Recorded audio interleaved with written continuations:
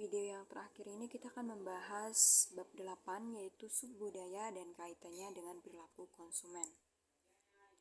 Nah, budaya atau culture sebagai makna yang dimiliki bersama oleh sebagian besar masyarakat dalam suatu kelompok sosial. Menurut Peter dan Olson 2000. Di mana budaya seperangkat pola perilaku yang secara sosial dialirkan secara simbolis melalui bahasa dan cara-cara lain pada anggota dari masyarakat tertentu. Dalam sudut pandang perilaku konsumen ini, relevansi studi tentang budaya ada dua tahap. Yang pertama, budaya suatu masyarakat yang selalu berkembang atau berubah. Perubahan ini membawa dampak pada perilaku anggota masyarakatnya dan akan membawa pengaruh juga pada perilaku sebagai seorang konsumen. Yang kedua, untuk produk-produk yang sudah menjangkau multinasional, masalah perbedaan budaya pada setiap negara harus dipahami dengan seksama, agar komunikasi dan pemasaran produk dapat diadaptasi sesuai budaya. Yang dimana jika kita memasarkan produk ke luar negeri, maka kita harus memahami dulu budaya di dalam luar negeri itu seperti apa. Yang pastinya setiap budaya itu beda-beda. Jadi sebelum kita memasarkan produk, jadi dalam menawarkan suatu produk perlu kita ketahui dulu budaya-budaya dalam suatu daerah itu sebelum kita menawarkan produk kita ini.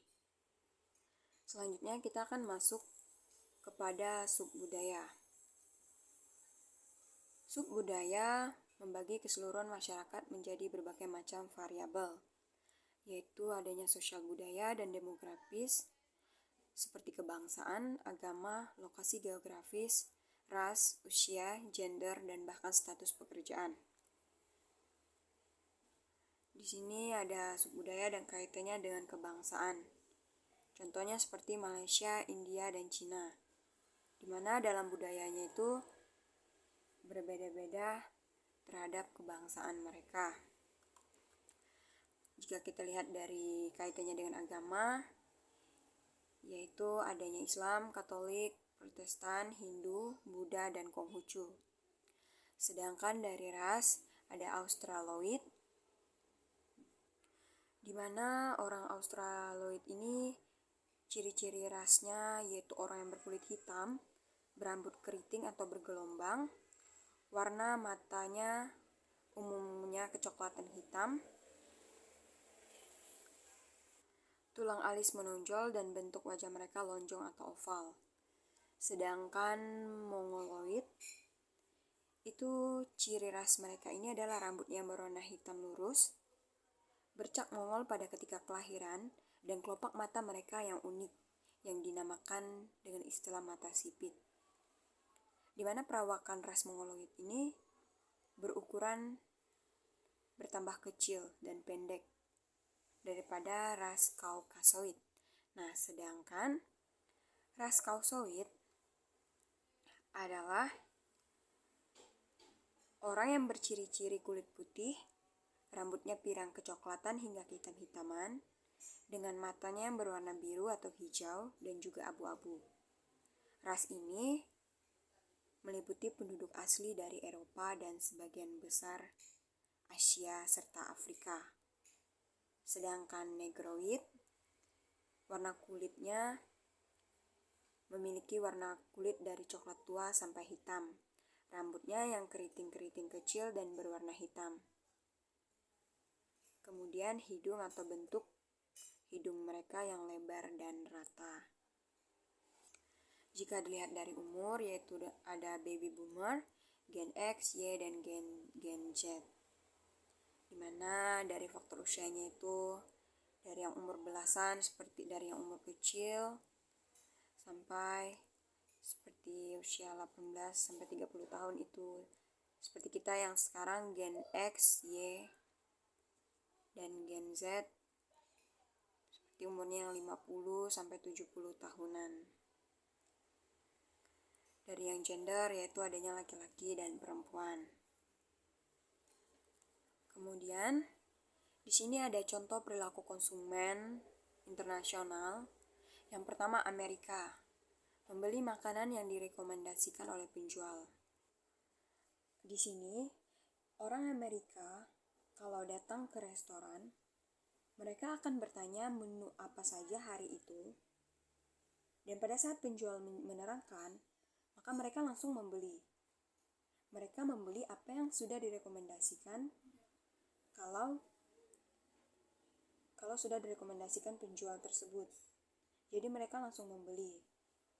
Kalau bedanya kita dengan Indonesia, kita selain membeli apa yang kita suka pada saat itu, apa yang kita mau, bisa juga kita akan membeli yang lain dari yang direkomendasikan penjual. Kemudian warga lokal Amerika kebanyakan menggunakan cash saat belanja. Biasa yang pakai kartu kredit itu yang ditanggung perusahaan. Selanjutnya, makanan khususnya di Amerika Utara itu harganya sangat mahal. Dimana harga makanannya di Amerika Utara itu bahkan jauh lebih mahal ketimbang kita di Indonesia. Dan kemudian mahasiswa Indonesia yang kuliah di luar negeri belanja menggunakan kartu mahasiswa karena banyak diskonnya. Jadi mahasiswa yang kuliah di luar negeri itu, mereka pada saat belanja selalu menggunakan kartu mahasiswa itu karena ada diskonnya. Kemudian ada dari Korea. Contoh perilaku konsumen internasional dari Korea ini, yang pertama mereka royal. Kenapa dikatakan royal? Karena pada saat kumpul bersama teman-teman mereka, salah satu dari mereka itu atau salah satu dari temannya akan membayar bill dalam perkumpulan pada saat mereka memesan makanan. Kemudian gengsinya tinggi. Artinya mereka pada saat belanja, mereka tidak lagi menawar. Jika harganya segini, maka mereka akan membeli segitu juga. Dimana kalau seperti budaya kita Indonesia, kalau harganya segini, pasti kita akan menawar dulu. Kalau memang bisa ditawar, maka kita akan membeli harga yang sudah kita tawar tersebut. Atau yang kalau tidak bisa jadi kita akan membelinya, atau kita mencari toko yang lain, atau mencari harga yang lebih murah. Kemudian fokus memikirkan hidup. Orang Korea lebih fokus memikirkan hidup mereka. Karena kalau mereka belum punya uang, belum punya rumah, belum punya penghasilan yang tetap, mereka belum mau menikah. Karena bagi mereka menikah itu belum penting jika mereka belum mempunyai keuangan yang banyak. Jika dibedakan dengan budaya Indonesia, di mana juga banyak kasus-kasus yang menikah muda, anak-anak SMP maupun SD, bahkan usia yang belum saatnya menikah, di Indonesia sudah banyak yang menikah. Dan pada saat baru menikah, biasanya orang Indonesia baru memulai mencari pekerjaan dan sebagainya untuk memenuhi kebutuhan hidup. Bahkan ada juga yang pada saat sudah menikah, mereka masih tinggal di tempat orang tua, masih diperlakukan layaknya anak-anak yang belum menikah. Kemudian pengeluaran dan pemasukan seimbang. Jadi di Korea, mereka akan menyesuaikan pengeluaran mereka terhadap pemasukan mereka agar bisa seimbang. Contohnya, jika pengeluaran mereka 5 juta, maka pendapatan dari gaji mereka itu harus lebih dari 5 juta agar bisa seimbang dengan pengeluaran yang telah mereka keluarkan. Subbudaya kaitannya dengan geografis dan wilayah. Yang dari geografis, contohnya ada Kalimantan dan Jawa. Dimana kalau seandainya kita kuliah di Jawa, pasti kita lebih sering mendapatkan makanan-makanan yang rasanya manis. Sedangkan kita di Kalimantan kurang terlalu suka yang makanan manis, dan kita lebih seperti yang makanan asin-asin, asam, dan tidak manis. Jarang. Tapi kalau di Jawa itu lebih menemukan dan bahkan sering makanan yang manis-manis, yang rasanya itu manis. Kemudian wilayah Pontianak dan Sambas. Contohnya itu bubur pedas.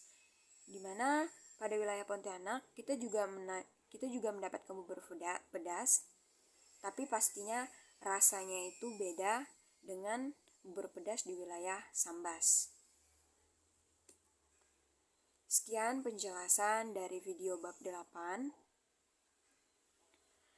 Dan ini adalah video pembahasan yang terakhir. Jadi siapapun yang sudah menonton video terkait perilaku konsumen ini, jika ada yang kurang kata-katanya, saya minta maaf. Sekian dari saya, terima kasih.